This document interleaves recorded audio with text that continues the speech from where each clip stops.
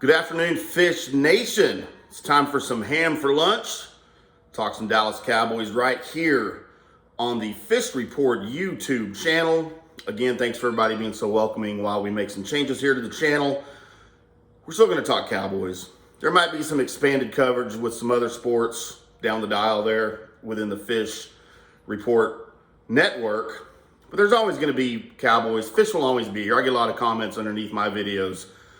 Where's Fish? What happened to Fish? Fish ain't going nowhere. He's going to be here.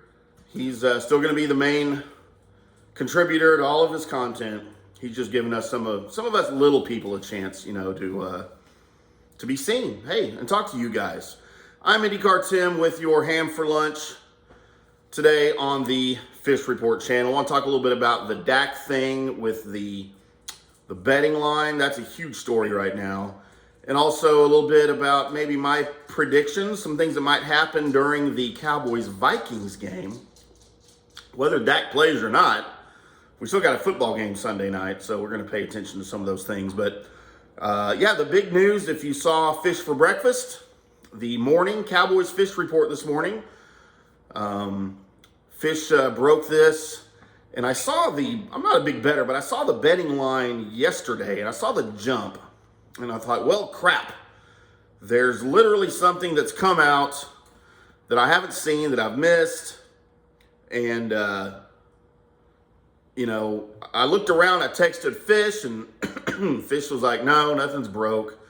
There's nothing breaking, nothing pressing. And it's all stemming from Dak's comments to the media. So we'll get into that in just a little bit. But first of all, the calf and Fish has talked about this on his videos. Is Dak hurt? Is he going to play? Well, of course, nobody can say for sure if Dak's going to play, 100% until Sunday night. There's no way the Cowboys are going to tip that hand, and they shouldn't. There's no way that they need to make that decision before the deadline Sunday. Why? There's no point in them doing that. Number one, you want to give Dak the benefit of the doubt to get as much rest as he needs on that calf. I don't know how serious that calf is. I do know that calf injuries can be serious. Look at Michael Gallup. So you want to give him as much time as possible, and that's what the Cowboys are doing. There's no need for them to say, yes, he's playing, or no, he's not, until they absolutely know. The next thing is they're going to listen to the team doctor. His name escapes me, of course, right now while I'm recording the video, but he's very well respected. He's trusted by the players. He also has a return trust of the players. The player says that they're okay. For the most part, he knows who to believe when they say that, and Dak's one of those guys. So it may come down to it, and Dak has come out and said, he goes, look, if he tells me that I'm not good, I'm going to hate him, I'm going to cuss at him, and I'm going to be miserable Sunday night not playing, but that's what I'll do. So, we'll wait until Sunday for sure, but it's interesting that the betting line swung 5 points. I mean, that's a huge. And again, I'm not a gambler. I'm not a bettor, at least not professionally. I don't make a lot of money at it, but it's.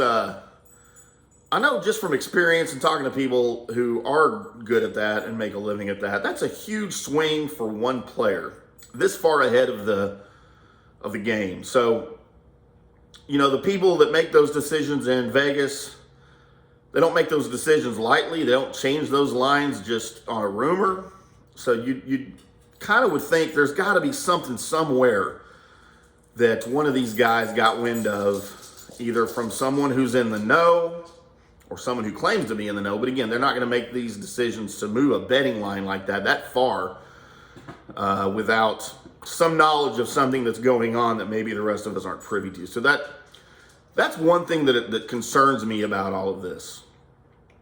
So the fact that it moved that much, that's just, that's crazy to me.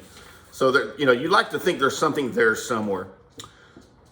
Either way, let's get into some Vikings. Fish's favorite team. If you guys aren't aware, Fish is from Minnesota. Grew up a Vikings fan, so you can give him a little razzle-dazzle on your comments on his videos about being a Vikings fan. But you know what? When you look at the Vikings this season, it's kind of been a Jekyll and Hyde season, really, for them. And I don't know why you would have watched a lot of Vikings football unless you're a Vikings fan, because they're not in the Cowboys division, and really, why would you? But there's times when the Vikings look like a team that can really hold their own against one of the best in the NFC. And then there's times that they look like they need to rebuild, break everything down, and start all over. Whether you're a fan of Kirk Cousins or not, the guy's been good. He's been serviceable. He's been good this year. Regardless of what we've done against him when he was with Washington.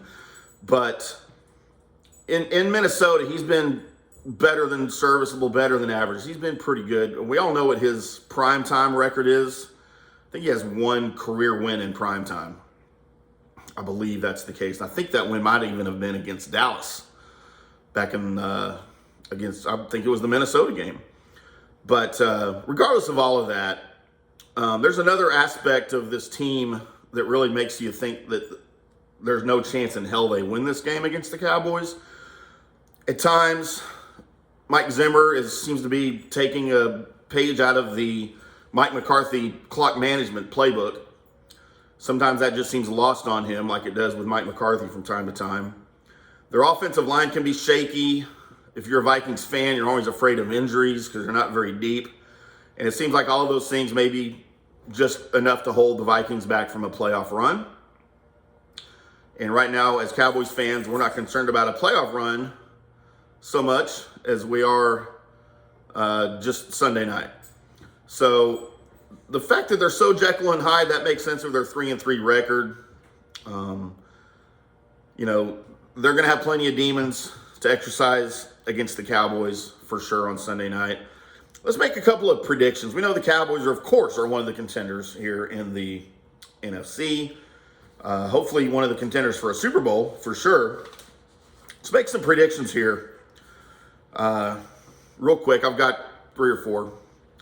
So whether Dak Prescott plays or not, I feel like the passing game's going to be light, so to speak. I feel like the running games, especially with the questionable offensive line of the Minnesota Vikings, I really feel like the running game is going to be emphasized. And why not? It's one of the strengths of the Cowboys with Zeke and with Pollard, that 1-2 punch. I mentioned a little bit last night on the video why this thing seems to be working this year. Mentioned some of the rushing stats between the two for the Cowboys. Go back and check that out if you want. So my prediction for the Vikings game, I really think the Cowboys as a team are going to rush for at least 200 yards. Again, with the emphasis on the running game, the uncertainty about Dak's calf, especially if Dak's not playing, they're going to stress the run game. If Dak is playing, I feel like the run game will still be an emphasis because they're not going to want Dak pushing that calf too much. So there's going to be a lot of pressure on that. We know that Pollard and Zeke have maybe the best 1-2 punch in the NFL, right, this season. I don't think anybody would disagree with that. They supplement each other really, really well. So both of them are going to be a problem against that offensive line, or against the defensive line, for the Vikings, for sure. And the way the Cowboys' offensive line has been playing, then why not? Throw it out there. Let them have it. Prediction number 2. I really think that the Cowboys are going to proceed cautiously with Dak Prescott because we know we're going to want Zeke and Tony to dominate on the ground. The Vikings don't have the greatest corners, safeties in the league either. That's another weak point. So you might think, well, no, it makes sense for the Cowboys to throw the ball, test those corners, test those safeties, test the linebackers in pass coverage. Again, with Dak's calf, whether they think it's okay or not, I really feel like they're going to be cautious with it, as they should. Either way, they're not going to push it too much. And again, the emphasis should be on the running game. There's no question. You want the emphasis to be on the running game Sunday night. And it's funny, with the whole thing with Dak's calf, and I'm kind of digressing here, I guess, as thoughts are rushing through my head here. Dak said at the end of the Patriots game, if there was another play after that pass, if that wasn't the game-winning overtime touchdown pass, that he would have played the next play. The farther we get from that play, I just don't know how much I believe that. Dak said if there was a game this past Sunday, if it wasn't a bye week, he he would have played. But man, the farther we get from that, it seems hard to believe. I don't know. You guys let me know what you think there in the comments here on the YouTube video. But prediction number 3. Got 2 left here for you guys. Prediction number 3. Justin Jefferson will have at least 150 yards receiving. Justin Jefferson is a stud. He is their version of CeeDee Lamb. Nope, not their version of Amari Cooper. He's their version of CeeDee Lamb out of LSU. The guy is a stud. He's probably going to be on Trayvon Diggs for sure. I can't imagine there's a reason why he wouldn't be. He's got 7 picks. So along with this 150 receiving yards for Justin Jefferson, I'm going to throw in a mini bullet point prediction categorized under the Justin Jefferson prediction.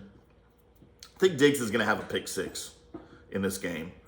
They're going to be targeting Jefferson quite a bit. We all know Cousins isn't the most accurate passer. He's not the best decision-making quarterback in the league.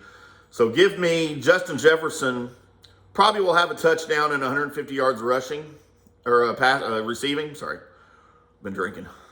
But you know what? At the same time, I will trade that any day for a pick 6 by Trayvon Diggs. Because those would absolutely balance each other out. So both of those. Look for those. Again, let me know if you disagree. Number 4, and here's the big one. Here's my big prediction for you.